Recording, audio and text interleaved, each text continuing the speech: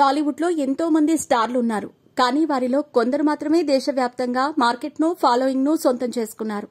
అలాంటి వారిలో ముందుగా చెప్పాల్సిన పేరు రెబల్ స్టార్ ప్రభాస్దే అనటంలో ఏమాత్రం సందేహం లేదు. అంతలా మనోడు తనదైన సినిమాలతో పాన్ ఇండియా రేంజ్ లో సత్తా చాటుతున్నాడు. ఫలితంగా వరుసగా సినిమాలు చేస్తున్నాడు. గతేడాది సలార్ సీజ్ 5 తో సెన్సేషనల్ హిట్ ని సొంతం చేసుకున్న ప్రభాస్ ఇప్పుడు పలు ప్రాజెక్టులు చేస్తున్నాడు. అందులో క్రియేటివ్ డైరెక్టర్ నాగ్ అశ్విన్ తెరకెక్కిస్తున్న కల్కి 2898 AD ఒకటి. బిగ్ బడ్జెట్ తో వస్తున్న ఈ సినిమా టైం ట్రావెల్ కాన్సెప్ట్ తో తెరకెక్కుతున్న విషయం తెలిసిందే. దీంతో ఈ సినిమాపై ఆరంభం నుంచే అంచనాలు భారీగా నెలకొన్నాయి.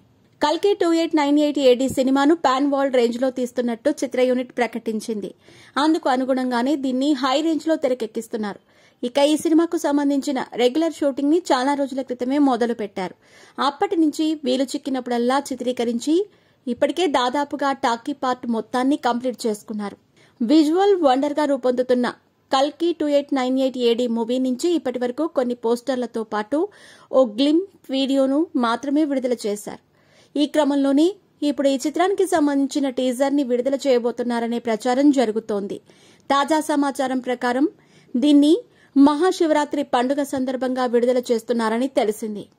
క్రేజీ కాంబినేషన్ లో ప్రతిష్టాత్మకంగా రూపొందుతోన్న కల్కి 2898 AD movie teaser Hollywood range లో కట్ చేసినట్టు తాజాగా తెలిసింది. అయితే అంతేకాదు 78 సెకండ్లు అంటే 1 నిమిషం 18 సెకండ్ల నిడివితో రాబోతోందని కూడా న్యూస్ లీక్ అయింది.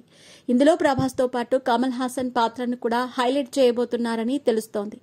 దీంతో ఈ టీజర్ పై అంచనాలు భారీగా పెరుగుతున్నాయి.